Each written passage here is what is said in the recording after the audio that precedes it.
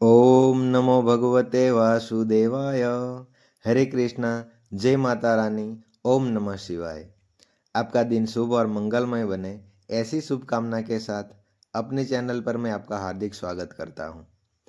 अगले अध्याय में हमने देखा था कि किस तरह विकुंडल ने अपने 8वें जन्म के पुण्य फल को अपने भाई कुंडल, जो कि बुरे कर्मों करके पाप करके नरक में गया था, उसे अपने 8 जन्मों के पुण्य का फल देकर अपने भाई कुंडल को नरक से स्वर्ग में ले आया। और कार्तिवीर्य को दत्तात्रेय जी ने आगे बताया कि प्रजापति ने पापों के नाश के लिए प्रयाग तीर्थ की भी रचना की है, जहाँ पर सफ़ेद गंगा जी और काली यमुना जी के जल, इसकी धारा में स्नान का महात्म्य भी भलीभांति प्रकार से सुनाया था। इन दिनों में प्रयाग में स्नान करने से जो फल मिलता है वह ईश्वर ही कह सकता है, मनुष्य में कहने की शक्ति नहीं है। हजारों अश्वमेध यज्ञ करने से भी वह फल प्राप्त नहीं होता। और कांचन मालिनी ने राक्षस को प्रयाग स्नान का फल दिया था, इसी से ही तो वे पापी राक्षस को भी मुक्ति मिल गई थी।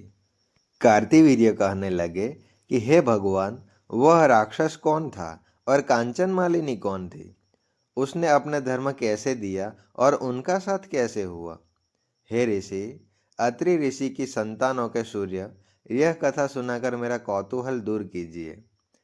तब दत्तात्रेय जी कहने लगे कि राजन, इस पुरातन विचित्र इतिहास को सुनो। कांचन मालिनी नाम की एक सुंदर अप्सरा थी, जो माघ मास में प्रयाग में स्नान करके कैलाश पर जा रही थी। तब उसको मार्ग में जाते हुए हिमालय के कुंज से एक धीर राक्षस ने देखा। उस सोने जैसे तेज वाली, सुंदर कटी वाली, बड़े बड़े नेत्रों वाली चंद्रमुखी, सुंदर केश पन पयोधर वाली सुंदर अप्सरा को देखकर उस राक्षस ने कहा कि हे सुंदरी, कमल नयनी, तुम कौन हो और कहाँ से आ रही हो? तुम्हारे वस्त्र और वेणा भीगी हुई क्यों है? तुम आकाश मार्ग से कहाँ जाती हो और किस पुण्य के प्रताप से तुम्हारा शरीर ऐसा तेजस्वी और रूप ऐसा मनोहर है? तुम्हारे गीले वस्त्र से मेरे मस्तिष्क पर एक बूंद गिरी। उस बूंद जल से मेरा क्रूर मन को एकदम शांति प्राप्त हो गई। इसका क्या कारण है? तुम बड़ी शीतलवती प्रतीत होती हो, इसका कारण मुझे कहिए। अप्सरा ने कहा कि हे राक्षस, सुनो, मैं काम रूपिणी अप्सरा हूँ। मैं प्रयाग में संगम में स्नान करने करके आ रही हूँ, इसी से मेरे वस्त्र भीगे हैं।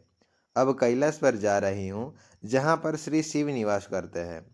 त्रिवेणी के जल से मेरी सब क्रूरता दूर हो गई, जिससे पुण्य के प्रभाव से मैं इतनी सुंदर और पार्वती जी की प्रिय सखी हुई। जो आश्चर्य देने वाला उदाहरण मुझसे ब्रह्मा जी ने कहा था, सो सुनो। मैं कलिंग देश के राजा की वेश्या थी। रूप लावण्य और सुंदरता में अपूर्व थी। मेरी सुंदरता पर सारा नगर मोहित था और मैंने अनेकों प्रकार के भोगों को भोगी। अनेक प्रकार के वस्त्र और आभूषणों की घर में कोई कमी नहीं थी। कई कामी पुरुष आपस में स्पर्धा से ही मृत्यु को प्राप्त हो गए थे। इस तरह उस नगर में मैं बड़ी सुंदरता और यौवन वाली व्यथित हुई और मैं वृद्धावस्था को प्राप्त हो गई। तब मेरे मन में विचार उत्पन्न हुए कि मैंने अपनी सारी आयु पापों में ही व्यतीत कर दी। धर्म का तो कोई कार्य ही नहीं किया, न दान तप यज्ञ आदि नहीं किया, शिव या दुर्गा जी की आराधना नहीं की, न कभी भगवान विष्णु का पूजन किया।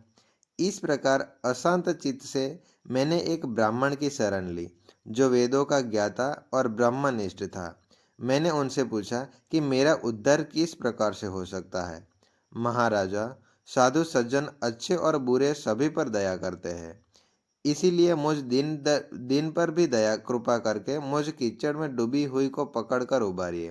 क्षीर सागर क्यों हंस को ही दूध देता है, बत्तर को नहीं देता क्या? वह ब्राह्मण राजा पुरोहित इन सब बातों को सुनकर मुझ पर दया करके कहने लगा कि तुम ब्रह्मा के क्षेत्र प्रयाग में जाकर माघ मास में त्रिवेणी संगम में स्नान कर, परंतु मन में अशुभ क्रिया का विचार नहीं करना। पापों के नाश के लिए महर्षियों ने तीर्थ स्नान से अधिक और कोई प्रायश्चित नहीं बतलाया। प्रयाग में स्नान करने से तू अवश्य पवित्र होकर स्वर्ग को प्राप्त होगी।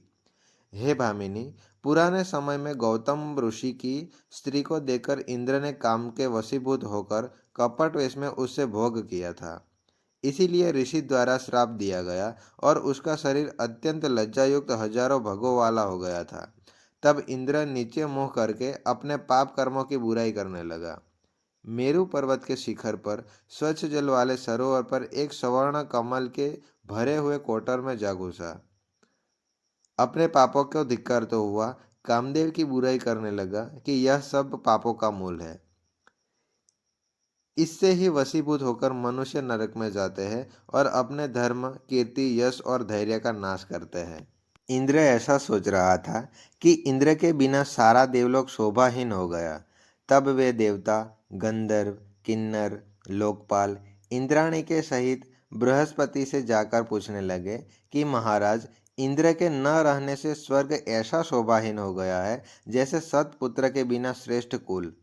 इसीलिए स्वर्ग की शोभा के लिए कोई क्रिया सोचिए। इस विषय में देर नहीं लगानी चाहिए। तब बृहस्पति जी कहने लगे कि इंद्र ने बिना सोचे समझे जो कर्म किया है उसका फल भोग रहा है। सो वह कहाँ है मैं सब जानता हूँ। फिर गुरुजी ने सबको साथ लेकर स्वर्ण कमलों से युक्त बड़े सरोवर में इंद्र को देखा, जिसका मुख मलिन और आंखें बंद थी। तब इंद्र ने बृहस्पति जी के चरण को पकड़कर कहा कि इस पाप से मेरा उद्धार करके आप मेरी रक्षा कीजिए। तब बृहस्पति जी ने इंद्र से कहा कि प्रयाग में स्नान करने से ही तुम्हारा पाप तो मुक्त हो जाएगी। तब इंद्र सहित सबने ही प्रयाग में जाकर संगम में स्नान किया और त्रिवेणी स्नान से इंद्र पाप मुक्त हो गए। तब ब्रह्मा जी ने इंद्र को वरदान दिया कि तुम्हारे शरीर में जितने भग है वह सब नेत्र हो जाए। तब इंद्र ब्राह्मण के वर से हजारों नेत्रों से ऐसा सुशोभित हुआ जैसे मानसरोवर में कमल शोभायमान होता है। आज का यह अध्याय यहाँ पर ही खत्म होता है। हरे कृष्णा, हर हर महादेव, जय माता रानी। अगर वीडियो आपको अच्छी लगी हो तो लाइक ज़रूर कर दीजिए।